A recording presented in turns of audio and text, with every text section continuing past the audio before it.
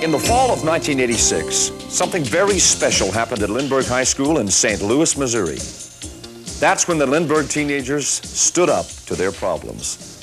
What follows is their story. Braces, glasses, split ends, fat, short, skinny, tall, geometry, teachers, students, socials, nerds, bad breath, no date, no money, no car, prom, graduation, college, boys, girls, alcohol, drugs, rock and roll. Choices!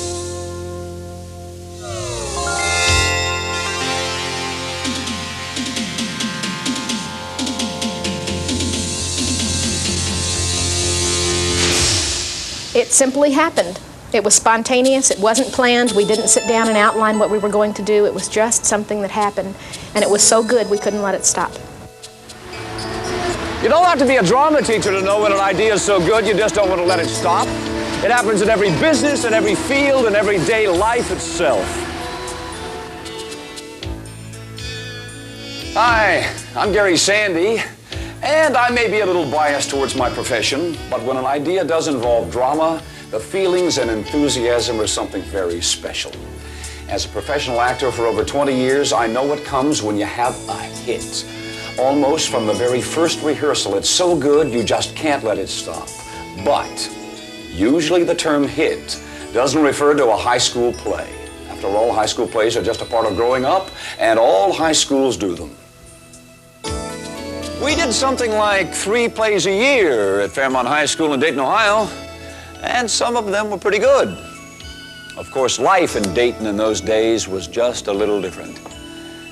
Crack was something you didn't want to step on for fear of breaking your mother's back. Grass was something your father made you cut in the summer, and Coke required a 3-cent deposit on the bottle. A lot's changed. Today's kids are unique, and so are their problems, which is why the Lindbergh High School play is so special. For one thing, it deals with just about every problem, every choice, every crisis today's teenagers face, from anorexia to pregnancy to zits. And what's more, every problem in the play was in some way lived through by at least one of the cast members. This is a play written, produced, and performed totally by the teenagers themselves. It's powerful and personal and not just to teenagers. When I saw it, I saw a part of myself. The play is called Choices, and it all started very simply. It all started last year in her acting class. They were doing improvisation scenes about teen problems, you know, drug abuse, alcohol abuse, suicide, depression, that kind of thing. Those kinds of things really aren't subjects that anybody wants to talk about. It's not that they don't exist. It's just that opening yourself up as a young adult isn't easy, especially in front of your friends and teachers. But open up is exactly what these teenagers did. And as they spoke and acted and explored, choices began to take shape. Maybe it was all those improvs.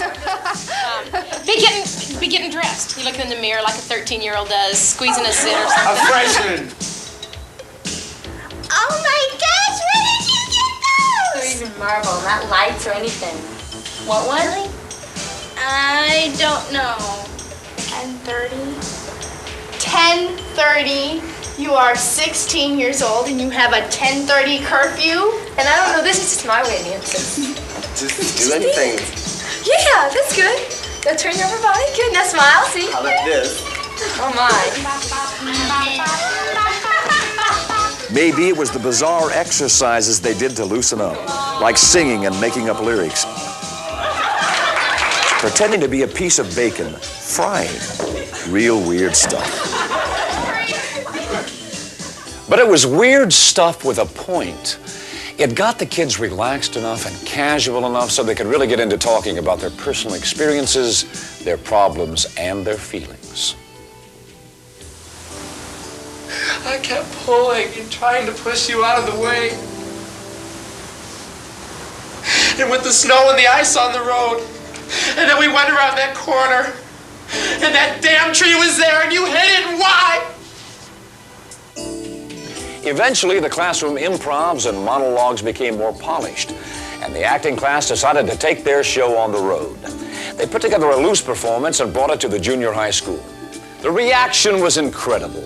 The junior high audience laughed and cried, and best of all, the kids asked for help for their own problems, the very problems that the play had talked about.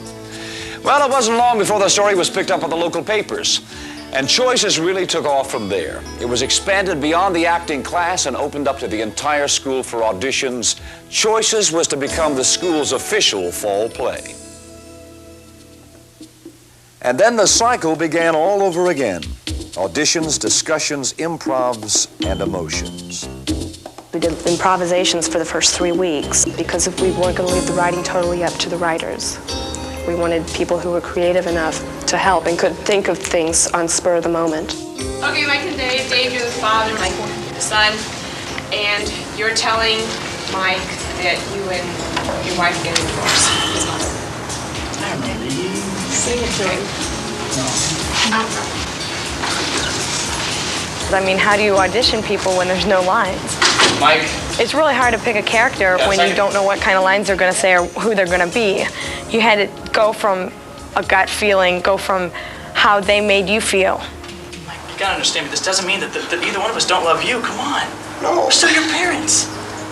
I know that. It's like one's gonna walk off and I won't ever see the other one. That's not true. You know that's not true. That's true. We're your parents, Mike. We love you. The auditions and the callbacks were the hardest thing I'd ever gone through because people didn't just get up there and read a monologue. They got up there and they told their deepest personal problems. And I told that friend, you know what I really want? When I'm sad, for someone to take me in their arms and tell me that they love me and that everything is gonna be okay. But instead they buy me a sweater, or they take me shopping, or they take me to dinner, but that's not what I want. Okay, now get rid of your tears. Excuse us while we all cry. I thought it was going to be a Lindbergh High School play, doing 2 show nights, and that's it.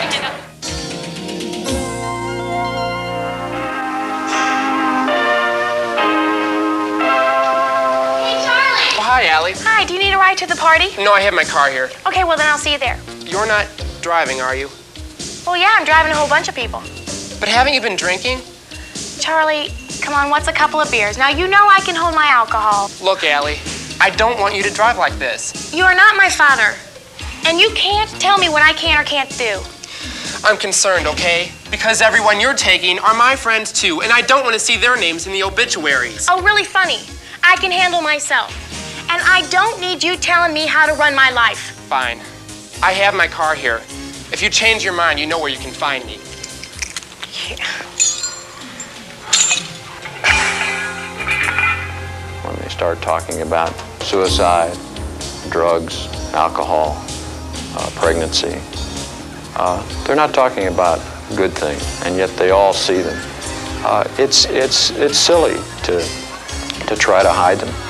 You can't teach a child that comes into your class so stoned that he's got his head down on the desk and is not even responsive, nor can you teach a child that comes in that is concerned with her dad throwing her up against the wall that morning.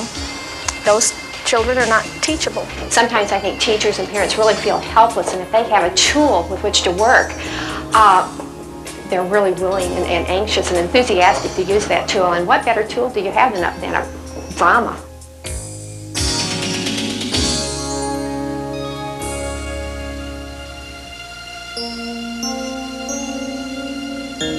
Well, how'd it go?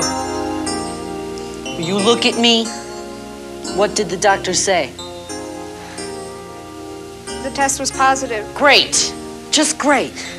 Yeah, just great. This is crazy. I can't believe this is happening. What are you getting so upset about? You're pregnant. What do you want me to do?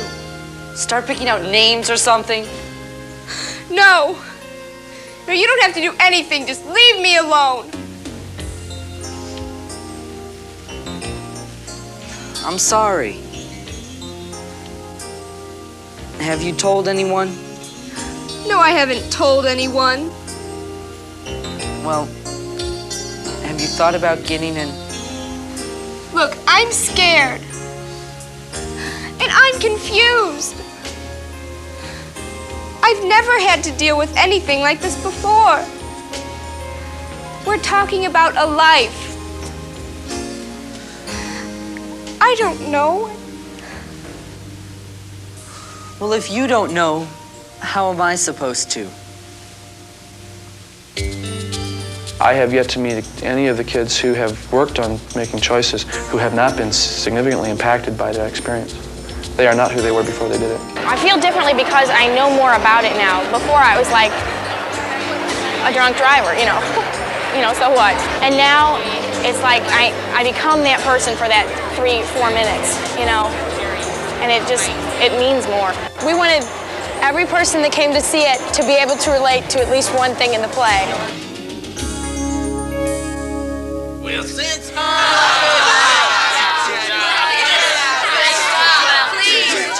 I know you need a cold one. I don't want it, man. I don't want it. Chug it. I don't want it. Chug it. I don't. Chug it. Johnny. Johnny. Johnny. Johnny. Johnny. Johnny. Johnny. Johnny. Johnny. They had different people come in and see it. For example, they had recovering alcoholics, they had recovering bulimics, they had kids who had been in drug rehabilitation centers or whatever, had all come in at various points, saw the play, and gave input. Hi, everybody. My name is Jim Wars, and I'm a recovering alcoholic. By the grace of God and by the power of the 12 steps of Alcoholics Anonymous, I've not had to take a drink today. A year and a half ago, you would have told me that today I would be sitting here talking on alcoholism. I would have told you you were nuts. I wasn't an alcoholic. I had thought about it back in high school. I told myself I was maybe a weekend alcoholic. By the time Friday rolled around, damn it, I deserved a drink. If you were going through the stuff I was going through, you drink too. It doesn't work like that. And this is what I mean. I think this is why the play has taken on such a realistic mode, because people who have actually lived some of these situations had input. You know, I heard one thing, especially in high school. A person with a drug and alcohol problem is a person that goes out one weekend, doesn't remember what he did, says, God, I can't wait to go out this weekend and do it again. Hey, Chuck, what's the matter? I shouldn't have come to this stupid party. Oh, come on. I offered to go out to eat or to a movie, but you said... I know I said I could handle it, but I can't. Everybody has been staring at me. Nobody's staring at you. Well, they have been. They've all been hiding their drinks. Like if I see it, I'm gonna freak out or something. Well, aren't you? I just didn't think it was gonna be this hard. You've only been out of treatment 2 weeks. And I can't handle it. I'm gonna end up back in there again. It's not fair that everyone else can handle it and I can't. Who says they can? They do. You thought you could too, Chuck. What do you really want out of life? A friend. Everybody in the play had something that they could really, really relate to. And there was, people who tried to commit suicide and people who'd been abused and people who, were alcoholics and stuff like that. She would come home worn out and yet wanting to talk about the things that they'd been talking about in the improv session. So a lot of times we were working through problems and talking about the problems that kids were bringing up. Okay, now you take this. I mean, a couple can't hurt. Hey, I take them all the time. And I will see you tonight at that party. I thought it would be nice to, to help others, to help me, even. I thought if I got involved in this, it would help me get some of the answers. I can't help it. Why not? Look at me. I'm fat. Listen, I just want to lose 10 more pounds. That's all. Then I'll stop, I promise. Peppers had to bring the cast in one day and sit them down and say, look, if you're in a scene that something like that has happened to you in your life, or the scene is too touchy for you, say something. She said, you have to separate yourself from the play. What about me being black? Look, it's true. And it doesn't rub off. Like, a guy can break up with a girl, and she goes, oh, I'm going to commit suicide. And people ignore it sometimes, but I think that a lot of times it can be a real threat. She was my best friend. She was my girlfriend. Well, you don't know what it feels like to have your best friend kill herself. I think we forget what it was like to be that age. We forget our hormones running rampant. We forget our bodies changing. We forget the importance of looking like everybody else, dressing like everybody else, acting like everybody else. We forget. Hey guys, get this. She drops her book, and when she goes to pick her books up, her glasses! I can't see without my glasses! Oh, what a dork! I am deadly afraid to hit somebody, because I am afraid I'm gonna hurt somebody. And then, when they told me I was gonna be a drunken father beating up his kid, I was like, wait a minute. Yeah, what's going on? So, where have you been, huh? At the party, Dad. I told you I was gonna be there. Yeah, you told me about the party, but you didn't tell me you'd be there all night. Dad, it's only 10 o'clock. It's not that late. No, sir. No. You're back talking to me. Oh. I think it really has facilitated kids making choices about issues in their lives. Prior to getting there, it puts them in a proactive stance. I don't want to set myself up for an unwanted pregnancy. I don't want to let my problems escalate to the point where I'm depressed and thinking about dying. I don't want to continue to keep my family's alcohol problem to myself. If he hadn't left us... Come on, Mom, get off Dad's case. You know he had nothing to do with it. All you care about your booze. I knew opening night was coming around in 3 weeks, and we didn't even have a script, so I was saying, this is ridiculous.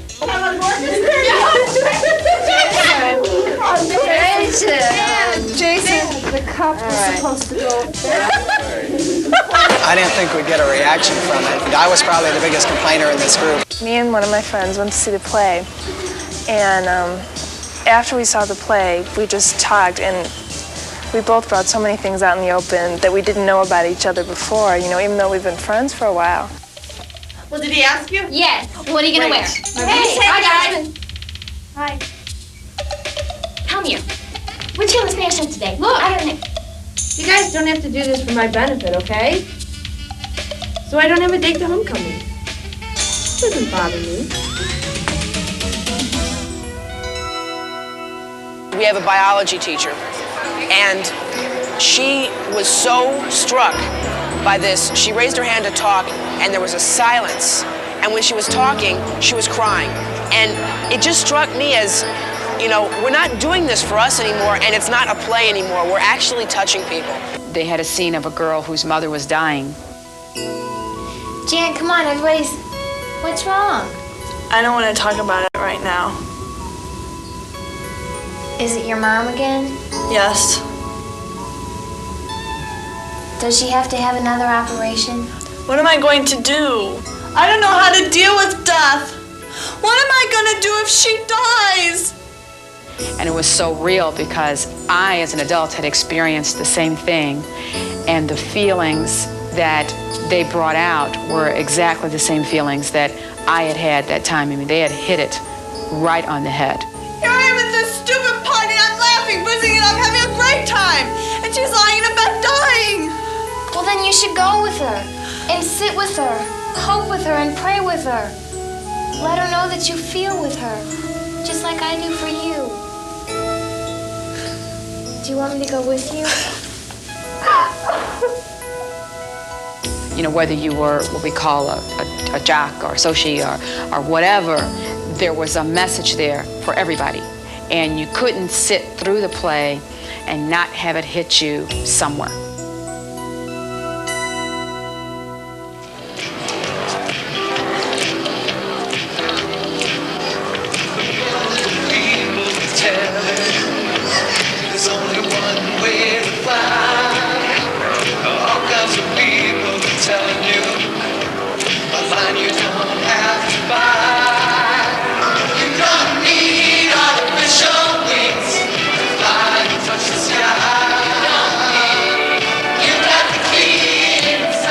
Our original intention was to reach other teens.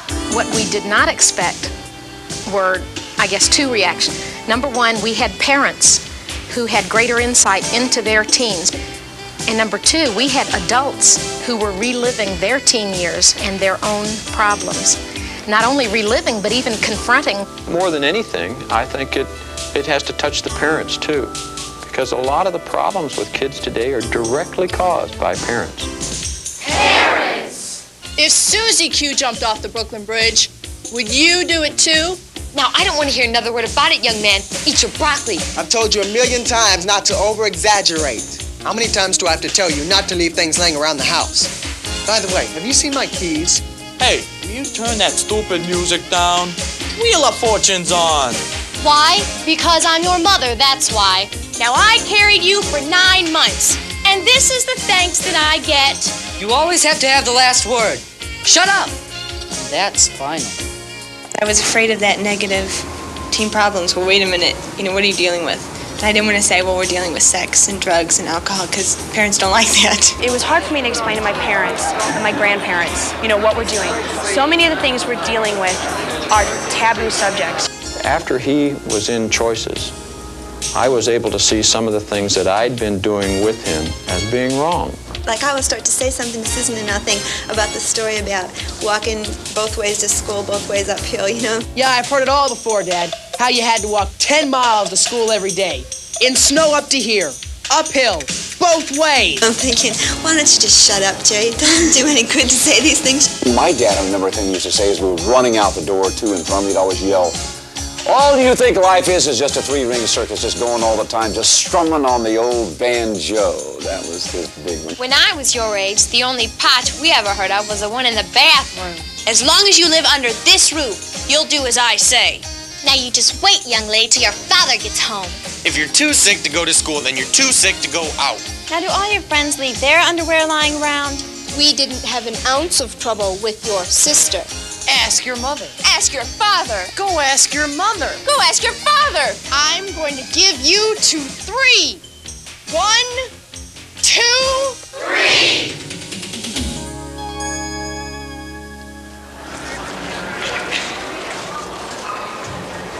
Parents! If Susie Q jumped off the Brooklyn Bridge. The audience reaction, was great each time. Even performing in Crestwood Shopping Mall, we'd have people that stopped and would just stare. It was real. It was the emotion. It wasn't some flashy thing in the spotlight. When we would actually do a scene, you're taught to completely ignore everything that goes on around you. But with this, it was hard to do that because you could hear people sniffling out in the audience. You could see them taking off their glasses and wiping their eyes. We can hear, in the background, and we were like, this is incredible. People are actually responding to what we're doing. Sometimes these kids would produce real tears, and that would scare me. And I knew the tears were real. I never for once thought these tears, that's great acting. People have come out, out of their involvement in Choices or out of observing the play and have come back and said, can you offer us some ideas? Can you give us some support? I like to talk to people and help them out. And when we performed for Afton, we had 3 girls just were crying on our shoulders, and I took one of them out to eat, talked to her. And I guess that's when I really decided that this play was worth it and I want to stick with it.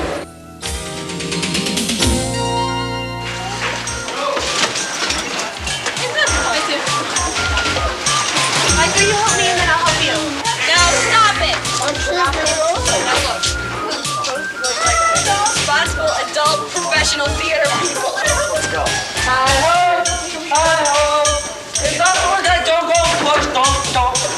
Other plays are soft fun and games, which is great. This play is fun too, but it also does something. Knowing that every single problem addressed in the play is a problem someone in the cast has experienced, it makes us all a little more aware of each other's feelings. I'm not ticklish. You are more ticklish than I am. You're more ticklish than I'll ever be. Winch. Use less money. Carry out your money.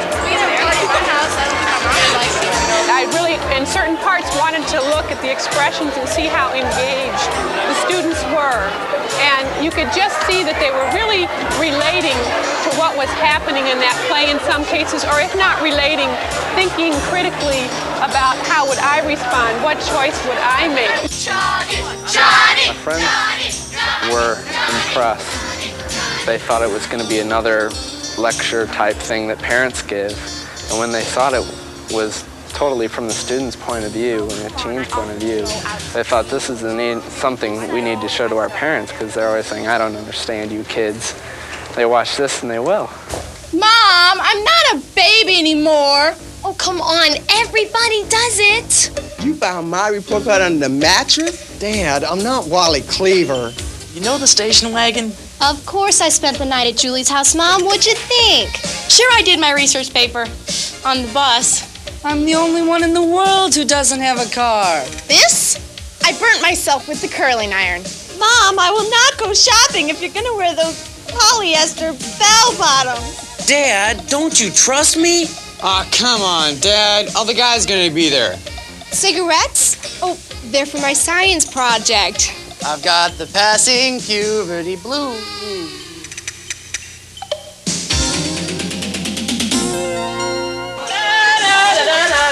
Because this is the most people that's been down here all day. The hats go right there. Where's the hat?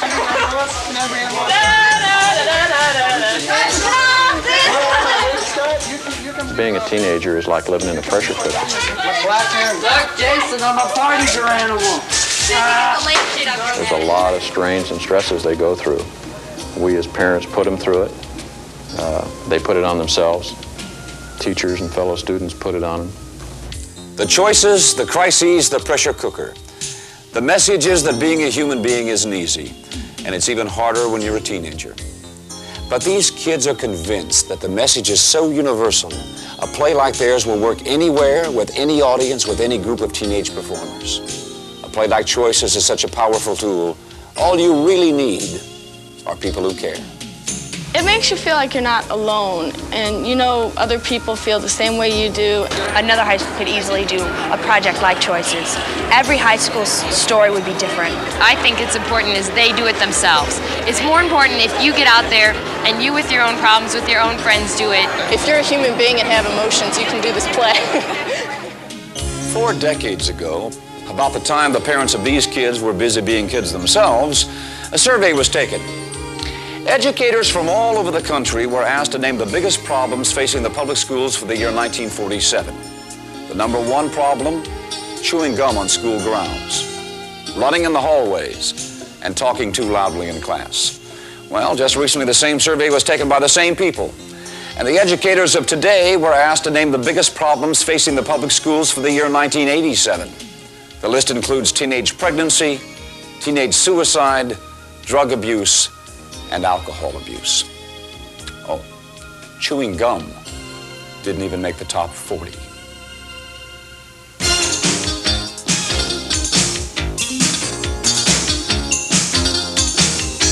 All the people are telling you there's only one way to fly.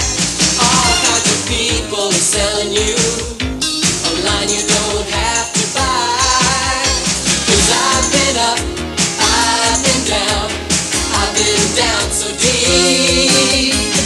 When at last I finally found a high that I could keep, I just had to tell you,